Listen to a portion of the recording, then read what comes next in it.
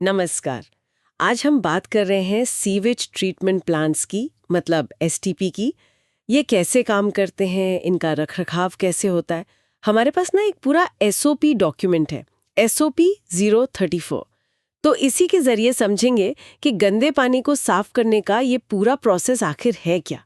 और देखिए, सबसे पहले जो ये डॉक्यूमेंट कहता है, सेफ्टी, मतलब helmet, safety shoes, gloves, ear plugs, ये सब पहनना ही पहनना है। और हाँ, कोई टाई नहीं, कोई अंगूठी या कड़ा नहीं, सीधा सा मंत्रा है, तैयारी रखो, बाद में पछताने से अच्छा है ना? बिल्कुल सही। ये सिर्फ कहने की बात ही नहीं है। देखिए, हर स्टेप पर ध्यान रखना होता है ताकि सब सुरक्षित रहें और हाँ, काम भी ढंग से हो। तो ठीक है, पानी प्लांट में आ गया। अब पहला स्टेप क्या है? Primary treatment. जी हाँ, प्राइमरी ट्रीटमेंट। इसमें सबसे पहले तो जो पानी आ रहा है ना, उसकी क्वालिटी चेक करते हैं। मतलब उसका पीएच कितना है, उसमें गंदगी कितनी है, जिसे हम बीओडी सीओडी कहते हैं। बीओडी सीओडी, हाँ, ये टर्म सुने हैं। ये क्या बताते हैं? देखिए, बीओडी यानी बायोकेमिकल ऑक्सीजन डिमांड। आसान भाषा में पानी में जो ऑर्गेनिक कचरा है उसे खत्म करने के लिए बैक्टीरिया को कितनी ऑक्सीजन चाहिए। जितनी ज्यादा बीओडी, उतना ज्यादा गंदा पानी। फिर टीएसएस यानी घुले हुए ठोस कण, तेल, ग्रीस, ये सब भी देखते हैं। अच्छा, तो पहले पूरी जांच पड़ताल के पानी में है क्या क्या, फिर इसके बाद आती है मोटी मोटी चीजें हटाने की बारी। एक जाली होती है, बार स्क्रीन कहते हैं, ऑटोमेटिक भी होती है, मैनुअल भी। इससे पत्ते, प्लास्टिक, पत्थर, मतलब जो भी बड़ा कचरा है वो निकल जाता है। ठीक है, बड़ा कचरा हट गया। हाँ, फिर आता है ग्रिड चेम्बर। इसमें रेत, बजरी, कंकड़, ये सब नीचे बैठ जाते हैं या पंप से निकाल लेते हैं। ये इसलिए जरूरी है ताकि आगे मशीनें खराब ना हो। फिर जो पानी बचता है उसे एक टैंक में जमा करते हैं और उसमें हवा देते रहते हैं। हल्का सा मिक्सिंग होता रहता है। अच्छा, तो बड़ी चीजें और रेत बजरी बाहर, अब पानी में जो घुली हुई गंदगी है उसका क्या, उसका नंबर कब आता है? हाँ, अब आता है मेन काम, सेकेंडरी ट्रीटमेंट। ये बायोलॉजिकल स्टेज है। यहाँ असली काम माइक्रोब्स यानी छोटे छोटे जीव करते हैं। माइक्रोब्स, ये क्या करते हैं? ये पानी में घुली हुई ऑर्गेनिक गंदगी को खाते हैं। इसके लिए कई टेक्नोलॉजी हैं, जैसे एसएफएफ, एसबीआर, एमबीबीआर। नाम अलग अलग हैं, पर काम करने का तरीका लगभग एक जैसा है। दिलचस्प, मतलब बैक्टीरिया से सफाई। और ये ठीक से काम करे, इसके लिए क्या खास ध्यान रखना होता है? सबसे जरूरी है ऑक्सीजन। एरेशन टैंक में लगातार हवा पंप की जाती है, ब्लोअर चलते रहते हैं। मकसद ये है कि पानी में घुली ऑक्सीजन, जिसे हम डीओ कहते हैं, वो करीब 2 से 4 पीपीएम बनी रहे। 2 से 4 पीपीएम, ये क्यों जरूरी है? कम या ज्यादा हो तो? अगर डीओ कम हुई तो बैक्टीरिया ठीक से गंदगी नहीं खा पाएंगे, और अगर जरूरत से ज्यादा हवा देंगे तो बस बिजली बर्बाद होगी। सही डीओ लेवल रखने से बीओडी 85 से 90% तक कम हो जाती है। वाह, मतलब काफी सफाई हो जाती है यहाँ। जी, इसके बाद पानी जाता है सेकेंडरी सेटलिंग टैंक में, जिसे क्लैरिफायर भी कहते हैं। यहाँ क्या होता है कि वो जो माइक्रोब्स थे और जो गंदगी उन्होंने खाई, वो सब मिलकर एक कीचड़ जैसा बनाते हैं, स्लज।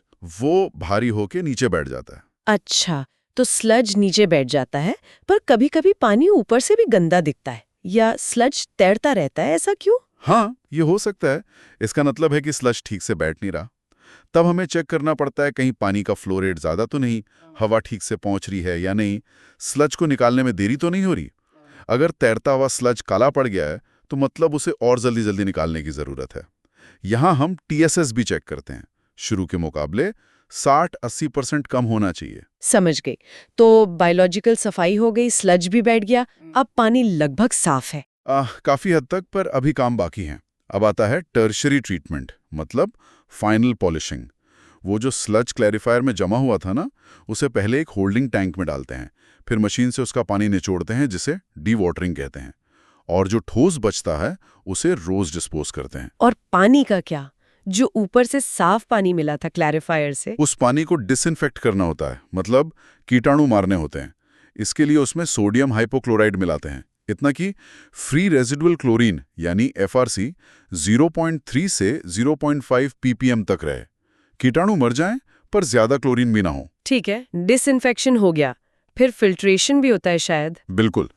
इसके बाद पानी को फिल्टर से गुजारते हैं, रेत फिल्टर, कार्बन फिल्टर, ताकि जो बची खुची बारीक अशुद्धियां हैं वो भी निकल जाएं। इन फिल्टर्स को भी साफ करना पड़ता है रेगुलरली, बैक वॉश करके। कभी कभी यूवी लाइट का भी इस्तेमाल करते हैं कीटाणु मारने के लिए। और पानी को सॉफ्ट करने की जरूरत पड़े तो? हाँ, अगर पानी में खारापन ज्यादा है, मतलब हार्डनेस ज्यादा है, तो उसे सॉफ्टनर से ट्रीट करते हैं।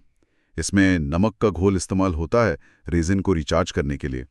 और आखिर में जो ट्रीटेड पानी है उसकी फिर से पूरी टेस्टिंग होती है।